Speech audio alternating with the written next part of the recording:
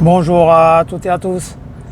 Aujourd'hui, je me rends à Treichville, c'est un quartier d'Abidjan. Donc, comme d'habitude, je vous filme un petit peu les lieux et puis on va discuter.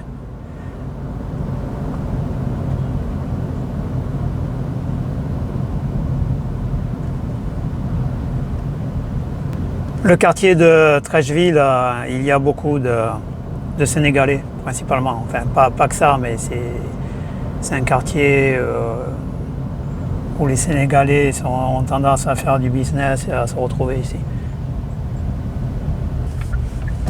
Voilà, là on est dans Treichville.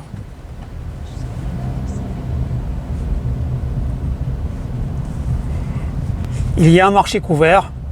Là, j'aurai pas le temps d'y entrer pour filmer. Une prochaine fois, peut-être. Voilà, vous voyez ici le centre de Treichville, le marché par là. Il y a énormément de vendeurs de tissus ici. Comme je vous ai dit, c'est sénégalais. Il y a quelques Libanais également. Le marché couvert est sur ma droite.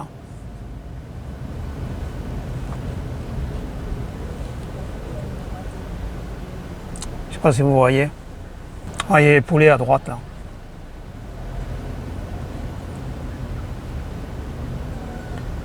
Alors, beaucoup de tissus également,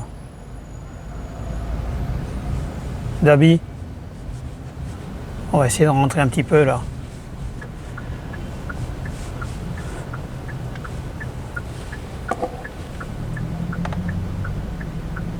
Comme je vous ai dit, avant de vous embarquer quelque part, il vaut mieux savoir où vous mettez les pieds, quoi. Qu'on attend un petit peu, c'est pas plus mal.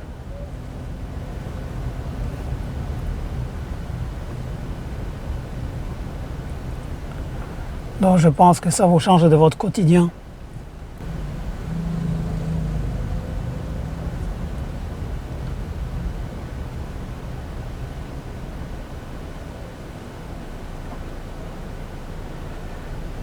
Je vous laisse voir, puis je vous reprends après. Je ne sais pas si vous voyez à gauche.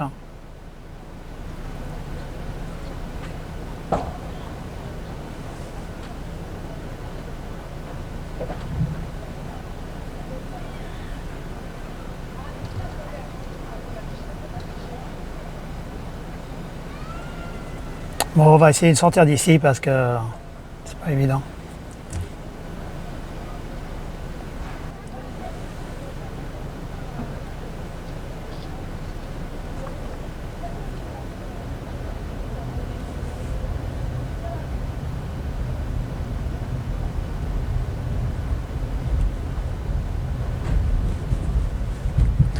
Vous voyez, d'un quartier à l'autre, ça change complètement. Abidjan, c'est une somme de quartiers différents qui changent radicalement de l'un à l'autre.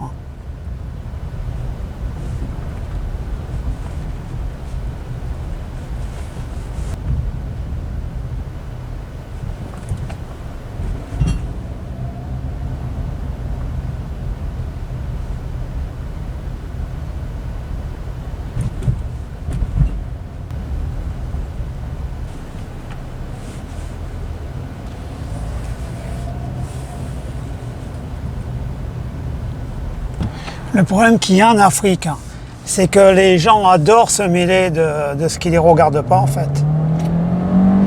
Et donc d'écouter aux portes, d'écouter ce que les gens disent, ça c'est hyper pénible. Donc là, je suis obligé de rester dehors aujourd'hui pour faire ma vidéo. Parce qu'il y a la femme de ménage qui est chez moi et j'ai pas envie qu'elle tende l'oreille à tout ça, qu'elle écoute ce que je raconte parce qu'ils sont vraiment pas discrets en général.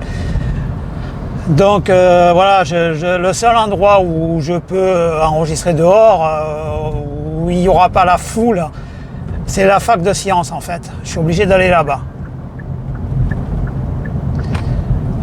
Donc on va y aller ensemble. C'est vraiment le seul endroit à peu près tranquille où je peux me garer. C'est tellement grand, c'est tellement immense que personne ne viendra m'embêter et regarder ce que je fais. Je vous filme un petit peu la route aussi.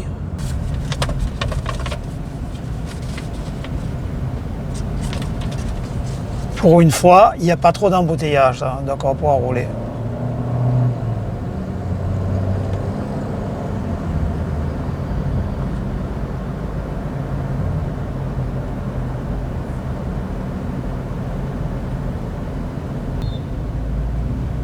Là, on se dirige vers Engrais.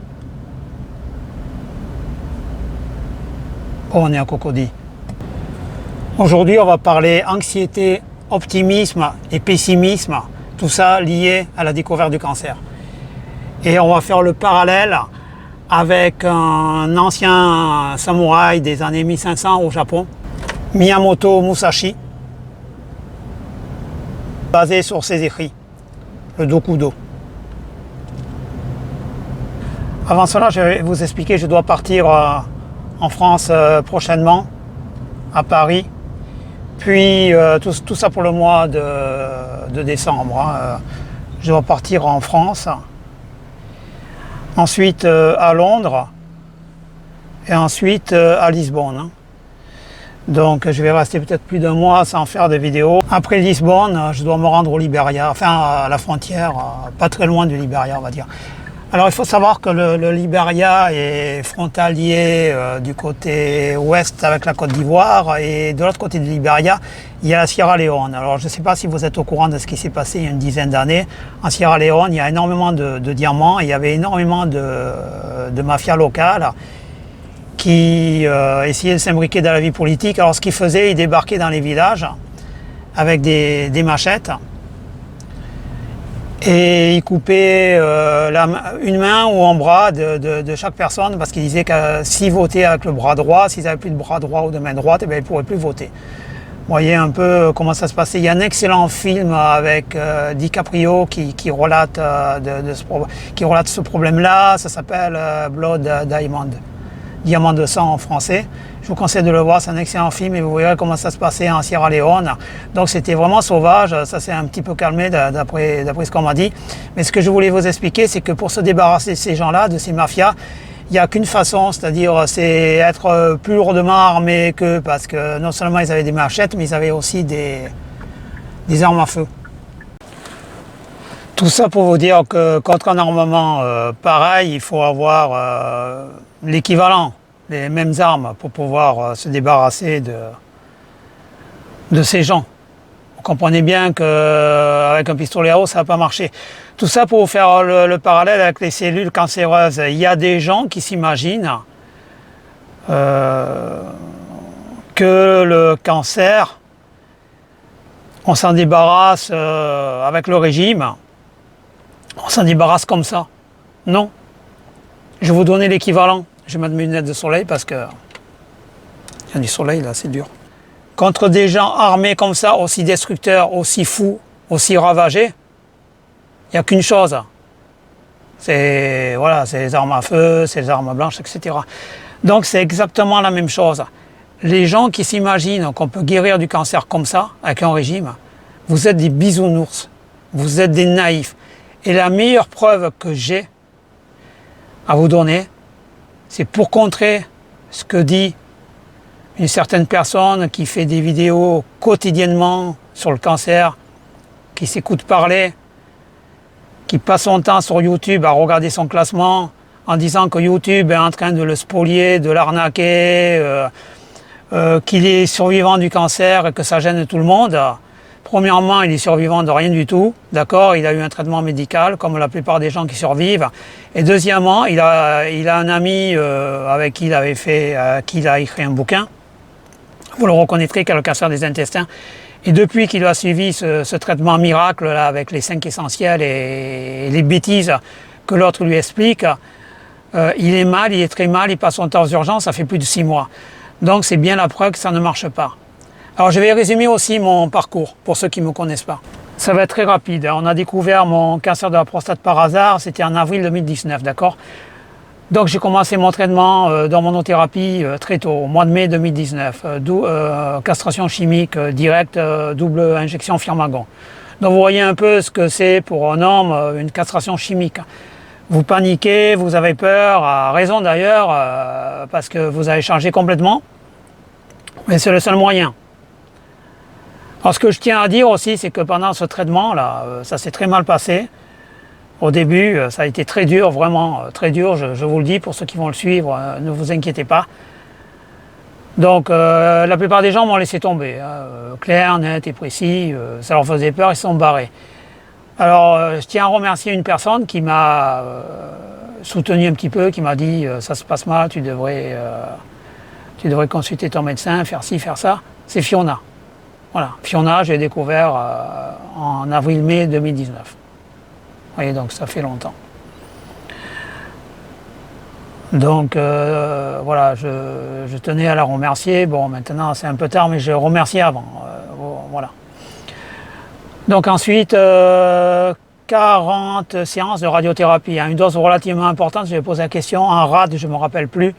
Mais j'avais une dose un peu plus importante que la moyenne, du fait que mon cancer était localement avancé. Pourquoi je vous dis ça? Arrêtez, certaines personnes qui viennent d'arriver sur ma chaîne, de me donner des conseils à la con. Tu devrais faire ci, tu devrais faire ça. Ce que je devrais faire, je l'ai déjà fait. Merci. Alors je tiens à préciser aussi, tous les fans du régime, de la diète cétogène, de l'autophagie, du traitement Bejenski ou je sais pas quoi, toutes les bêtises que l'autre raconte là. Mais venez pas sur ma chaîne, vous m'agacez, je veux dire, vous m'agacez, vous êtes des bisounours. D'accord, je vois des commentaires absurdes, idiots. J'ai l'impression d'être dans le film Le Dîner de cons. Je sais pas si vous l'avez vu. Mais c'est tout à fait ça, quoi. Oui, alors j'étais... alors je vous donne un commentaire que j'ai vu. Je fais partie du corps médical, j'étais au cancer stade 4, stade terminal, et puis j'ai guéri en mangeant des amandes, ou alors en autre. J'ai guéri grâce au jus de fruits, bon ben, tirez-vous, voilà. Je suis clair, on était précis. Ici, c'est comme quand vous rentrez dans l'armée, il y a un panneau, on recrute. D'accord? On ne vient pas vous chercher dans la rue, on recrute, c'est vous qui rentrez. Mais si vous rentrez pour un recrutement de l'armée, puis vous commencez à pleurnicher, à faire votre bisounours, non. Vous allez à section couture, vous êtes trompé. Ben, ma chaîne, c'est pareil, je veux dire. Moi, tout ce que je fais, c'est un témoignage, d'accord? Je raconte ma vie, enfin surtout ma vie de cancéreux, et je vous montre où je suis. Là, vous voyez, malheureusement, je suis dans un terrain vague. Pourquoi? Parce que c'est le seul endroit où je peux parler ici. Que les gens passent leur temps à m'observer. Comme moi, je suis dans la fac ici, la fac des sciences d'Abidjan, ça fait au moins 10 km². Donc, c'est le seul endroit que j'ai trouvé pour pouvoir parler tranquillement. Et comme je suis le seul blanc de la fac, partout où je passe, les gens me regardent comme si je venais d'atterrir de Mars. Donc, voilà. Voilà, je vous raconte ma vie, quelque part. Mais je tiens à préciser, je suis heureux, moi, à Abidjan. J'aime l'Afrique, je me sens bien, vraiment bien. Ça fait plus de 4 ans que j'y vis. C'est une autre planète et c'est une planète qui me convient bien. Alors pourquoi elle me convient bien? Je vous ai expliqué, parce que moi, ici, il n'y a pas de bisounours qui croient tout, n'importe quoi. Dans moi, ça me convient. C'est assez sauvage, assez reptilien. Et ça correspond à ce que je suis. Voilà. Dans les discussions sans fin, niet. Donc maintenant, le sujet du jour, anxiété, optimisme et pessimisme. De là, on dérive sur le samouraï dont je vous avais parlé, Miyamoto Musashi. Alors Miyamoto Musashi, c'est un samouraï qui a marqué son époque. Pourquoi? Parce que c'était un samouraï qui était très anxieux à la base. Il était anxieux, il était à la fois optimiste et pessimiste. Pourquoi? Parce qu'il avait développé un art du combat qui était particulier, c'est-à-dire il utilisait 2 sabres. Et ça, c'est très rare dans le Japon médiéval. Chaque samouraï utilisait qu'un seul sabre. Par contre, dans la région des Philippines ou en Chine, on avait l'habitude de se battre avec une arme blanche dans chaque main, de dissocier la main gauche et la main droite. Bon, ça va peut-être pas vous passionner, mais moi je suis passionné d'armes blanches. C'est pour ça que je vous explique. Donc Musashi étant très anxieux, il avait développé une technique de combat qui était très spécifique. Donc un sabre de samouraï un peu plus court que la moyenne dans la main gauche et un sabre de samouraï qui correspondait à la longueur habituelle à l'époque dans la main droite. Et ça lui permettait de parer son anxiété. Ce que je veux dire, c'est que c'est normal d'être anxieux, mais qu'il faut essayer de corriger son anxiété quand on découvre qu'on a le cancer. Donc après des années de combat, il a écrit son ouvrage qu'il a appelé le Dokudo. En clair, ne vous éloignez jamais de votre chemin. Alors c'est quoi votre chemin personnel? Il faut avoir une bonne connaissance de soi à la base. Listez vos peurs, vos croyances et votre anxiété. Listez vos propres valeurs. Donc, connaissance de soi. Deuxièmement, alignement des actions. Donc, l'action que je vais faire, est-ce que ça va me rapprocher de la guérison ou pas? Ou est-ce qu'elle va me conduire loin de mon chemin? Troisièmement, la présence consciente. Concentration, soyez présent dans ce que vous faites. Méfiez-vous des illusions qui cherchent à vous éloigner de votre chemin. D'accord? Méfiez-vous des gourous. Quatrièmement, communauté de soutien. Force collective. Entourez-vous de personnes qui vous poussent à agir sainement. C'est la théorie des modèles, c'est ce que j'utilise, j'en parlais dans ma précédente vidéo. C'est-à-dire moi, je m'entourais virtuellement de gens qui correspondent à ce que je suis, à des gens qui sont forts, à des gens qui ont subi des épreuves difficiles dans leur vie. Ça peut être des acteurs, ça peut être des chanteurs, ça peut être des savants, ça peut être des gens de tous les jours. Hein. Ça pourrait même être Fiona, par exemple, puisqu'elle a lutté jusqu'au bout. C'est un bon exemple, hein, c'est un bon modèle. Donc entourez-vous de gens, virtuels ou réels, qui peuvent vous motiver à agir. Et 5, éducation continue. C'est-à-dire vous devez apprendre ce qu'est le cancer, comment ça fonctionne, les règles du jeu. C'est un adversaire, vous devez l'étudier. C'est comme en boxe, c'est comme dans un combat, c'est comme dans un combat à l'arme blanche, c'est comme un combat à main nue. Vous étudiez votre adversaire, vous n'allez pas rester comme un crétin devant lui. Je veux dire, vous essayez de... vous allez essayer de vous protéger, de mettre les mains en avant, il y a des techniques, il y a des stratégies, tout ça, ça s'apprend. Vous allez un peu le tester, voilà, vous allez tester. Il faut savoir déjà qu'il est fort. Mais même qu'il est fort, il y a des points faibles. Les points faibles, vous allez utiliser les rayons pour le maltraiter et puis vous allez affamer avec l'hormonothérapie. C'est ça le point faible, pas de quartier. C'est un combat, c'est pas pour les bisounours, c'est ce que je vous dis. Alors, ce que je voulais vous dire, c'est que les gens là qui m'écrivaient, vous m'écrivez des messages un peu violents, un peu méchants. Je vais vous répondre clairement, vous ne m'intéressez pas. Je vais vous dire pourquoi. Parce que vous êtes des faibles. Vous êtes des faibles. Vous savez, moi, ça fait plus de 4 ans que je vis en Afrique. Et ce style de discours, pour moi, ça ne peut rien dire. Le gars, y en a une qui m'a écrit, attendez, en parlant de moi, évidemment, ce gars-là est... je ne sais plus le mot qu'elle a employé pour vous dire, tellement j'en ai rien à faire. Donc elle a dit, ce gars-là, et je ne sais plus quoi, il est jaloux qu'il y ait des gens qui guérissent du cancer sans traitement, qui continuent sa chimio de merde en sachant que ça ne sert à rien. Oh je ne sais même pas ce que tu veux me dire, quoi. Tu veux me dire un truc, tu viens me voir, tu prends l'avion et puis on discute face à face. Voilà. Moi je viens à Paris, tu me donnes ton adresse, on va discuter face à face. Je ne comprends pas ce que tu me racontes là. Je suis comme ci, je suis comme ça. La chimio c'est de la merde, bon casse-toi de ma chaîne et puis va dormir, j'ai pas envie de parler avec toi. Donc les gens comme ça, vous vous tirez, voilà. Clair, net et précis. Les gens, les adeptes du gourou, là, qui fait une vidéo par jour, vous allez jouer ailleurs. C'est pas une cour de récréation ici. Donc voilà, comme je vous l'ai expliqué, je vais partir prochainement.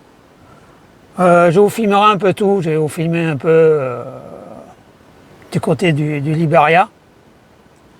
Je suis déjà allé, j'avais fait une vidéo une fois à San Pedro il y a 3 ans pour ceux qui me suivent depuis longtemps. Et puis je tiens à remercier aussi les gens qui me soutiennent, là, qui m'ont écrit, qui m'ont dit ça serait bien que tu reprennes tes vidéos parce que passé un moment, j'avais pas le moral, quoi. Suite à la mort de Fiona, voilà, je me sentais pas bien. Ça m'a marqué, ça m'a beaucoup marqué. Bon, je pense que vous l'avez vu, hein, parce que c'est quand même un personnage hors norme. Hein. Moi, elle me faisait penser à Jeanne d'Arc. Et la vie, bon, elle s'est bien battue. Comme je lui ai dit, tu serais dans l'armée, on te suivrait jusqu'au bout, je crois. Vraiment mental de guerrier, quoi. Donc vous pouvez vous inspirer d'elle, c'est un bon modèle, je pense. Bon voilà, croyez en vous et puis à la prochaine fois.